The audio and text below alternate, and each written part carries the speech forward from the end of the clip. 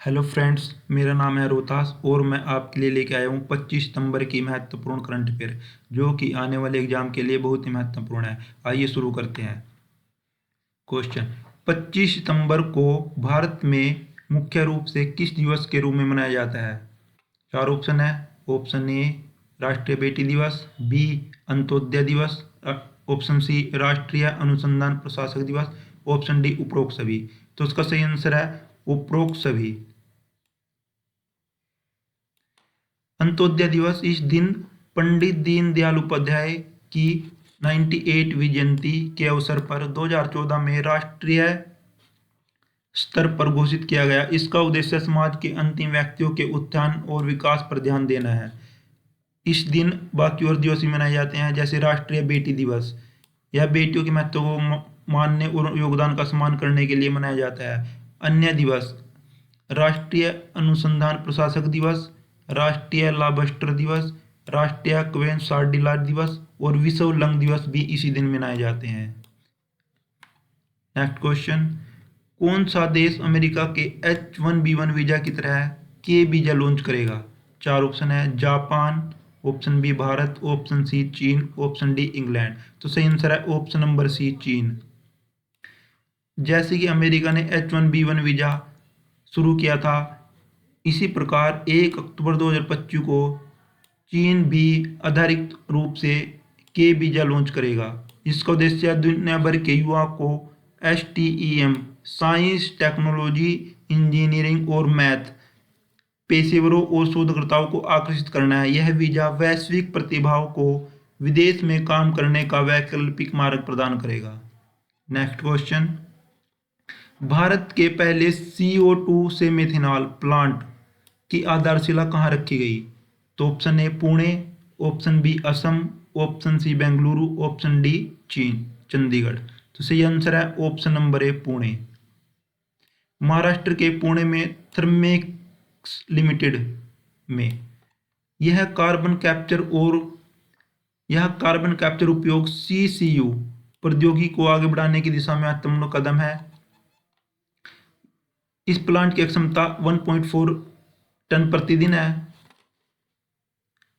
इस परियोजना की अनुमानित लागत 31 करोड़ रुपए है और यह कोयला आधारित ताप विद्युत क्षेत्र भारत के कार्बन उत्सर्जन का 30% हिस्सा है। नेक्स्ट क्वेश्चन: किस देश द्वारा क्लाइमेट फाइनेंस एक्शन फंड नाम से नया फंड शुरू किया गया है?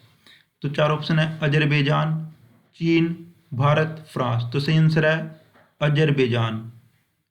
अजरबैजान ने क्लाइमेट फाइनेंस एक्शन फंड नाम से नया फंड शुरू किया है। जलवायु सम्मेलन 2024 के मेजबानी देश अजरबैजान ने विकासशील देशों में जलवायु कार्रवाई के वित्त पोषण के लिए नया कोष शुरू करने का फैसला किया है। यह नया कोष क्लाइमेट फाइनेंस एक्शन फंड जीवाश्म ईंधन उत्पादकों देशों और कंपनियों से वार्षिक योगदान प्राप्त करेगा। राजधानी बाकू में स्थित यह कोष विकासशील देशों में जलवायु परियोजनाओं को लक्षित करेगा। यह वैश्विक तापमान को 1.5 डिग्री सेल्सियस तक सीमित करने के लिए तथा जलवायु परिवर्तनों के कारण होने वाली आपदाओं के परिणाम को निपटाएगा। COP29 जलवायु परिवर्तन पर संयुक्त राष्ट्र फ्रेमवर्क कन्वेंशन के पक्षों के सम्मेलन में का 29वां संस्करण है। यह सम्मेलन 11 से 22 नवंबर तक देश की राजधानी बाकू में आयोजित किया जाएगा। नेक्स्ट क्वेश्चन: भारत की समुद्री आत्मनिर्भरता की दिशा में एक महत्वपूर्ण कदम उठाते हुए भारतीय नौसेना किस anti submarine warfare shallow watercraft shallow watercraft को अपने बेड़े में शामिल कर रही है? चार ऑप्शन है। INS Pawan, B INS Vijay, option C INS Siddharth, option number D INS Anurodh. तो सही आंसर है ऑप्शन नंबर डी INS अनुरोध। भारत की समुद्री आत्मनिर्भरता की दिशा में महत्वपूर्ण कदम उठाते हुए भारतीय नौसेना 6 अक्टूबर 2025 को विशाखापट्टनम स्थित नौसैनिक अड्डे पर आईएनएस अंद्रोथ को शामिल करने जा रही है। यह दूसरी anti submarine warfare shallow water craft होगी। आत्मनिर्भरता भारत आईएनएस अंद्रोथ का निर्माण कोलकाता स्थित garden rich shipbuilders and engineers GRSC limited ने जहाज उत्थान निर्देशालय और युद्धपोत पर्यवेक्षण टीम की देख में किया है। नेक्स्ट क्वेश्चन, भारत ब्रिटेन मुक्त व्यापार समझौते में भूमिका के लिए किसे लिविंग ब्रिज सम्मान दिया गया? चार ऑप्शन है, Keir Starmer, Rishi Sunak, David Lammy, Tony Blair. तो सही आंसर है ऑप्शन नंबर ए, किर स्ट्रोमर। ब्रिटेन के प्रधानमंत्री किर स्टारमर को भारत यूके संबंध को गहराई देने और लंबे समय से प्रतीक्षित भारत यूके मुक्त व्यापार समझौते को सफलतापूर्वक संपन्न कराने के लिए महत्वपूर्ण भूमिका के लिए प्रतिष्ठित सम्मान लिविंग ब्रिज सम्मान से नवाजा गया। यह सम्मान लंदन के हाउस ऑफ लॉर्ड्स में आयोजित समारोह में प्रदान किया गया। इस सम्मान का उद्देश्य उन व्यक्तियों और संस्थाओं को मान्यता देना है जिन्होंने द्विपक्षीय समझौतों को सशक्त बनाने में उल्लेखनीय योगदान दिया है। नेक्स्ट क्वेश्चन, किस केंद्रीय मंत्री ने गुजरात के गांधीनगर में स्टार्टअप कनक्लेव 2025 का उद्घाटन किया?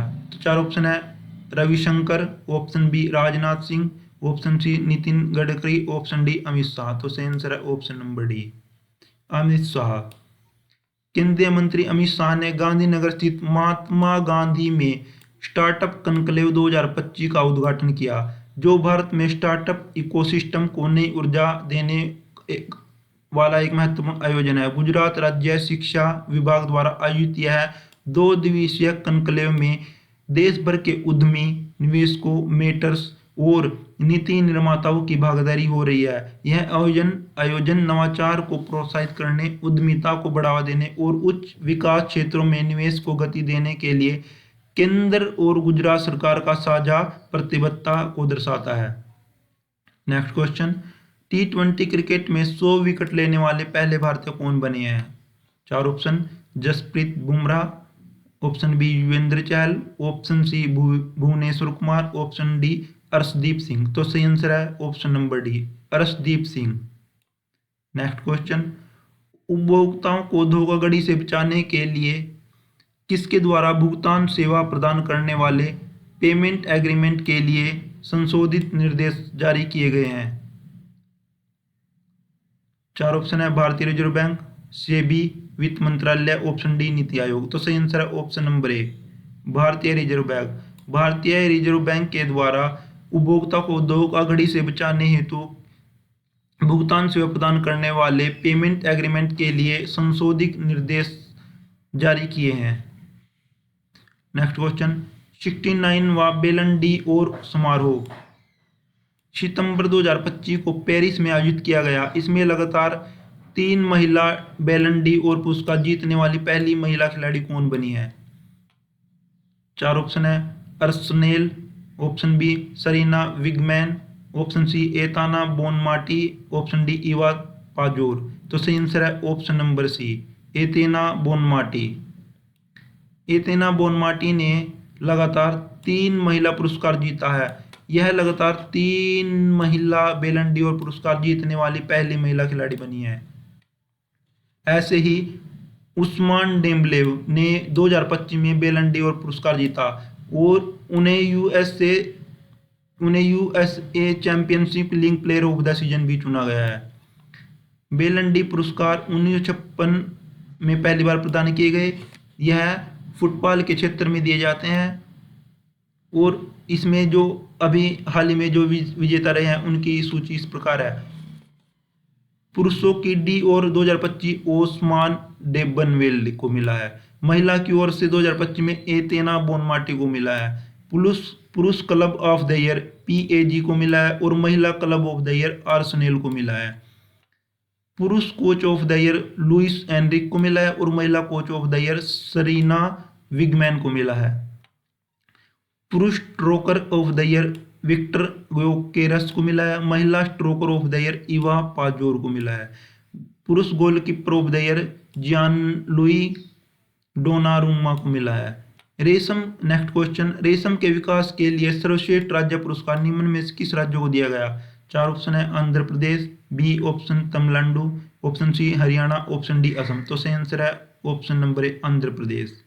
आंध्र प्रदेश को रेशम के विकास के लिए सर्वश्रेष्ठ राज्य पुरस्कार प्रदान किया गया है।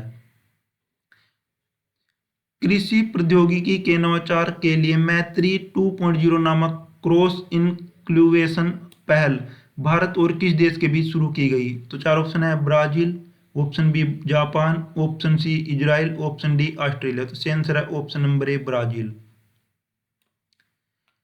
भारतीय कृषि अनुसंधान परिषद ICAR और ब्राजील भारत क्रॉस इनक्यूबेशन कार्यक्रम मैत्री 2.0 का उद्घाटन किया गया। यह कार्यक्रम कृषि प्रौद्योगिकी के क्षेत्र में भारत और ब्राजील के स्टार्टअप और नवाचार परिस्थितियों तंत्रों के बीच सहयोग को बढ़ावा देने के उद्देश्य से शुरू किया गया। इसका आयोजन नई दिल्ली में किया गया। नई दिल्ली में आयोजित इस कार्यक्रम में ICAR के महानिदेशक डॉक्टर ML जात और भारत में ब्राजील के राजदूत कनेथ नोब्रेगा और दोनों देशों के वरिष्ठ वैज्ञानिक और नवाचार संस्थानों के प्रतिनिधि भी शामिल हुए हैं। उम्मीद करते हैं यह वीडियो आपको पसंद आई होगी। इसे लाइक, शेयर और सब्सक्राइब करें। Thanks for watching. जय हिंद, जय भारत।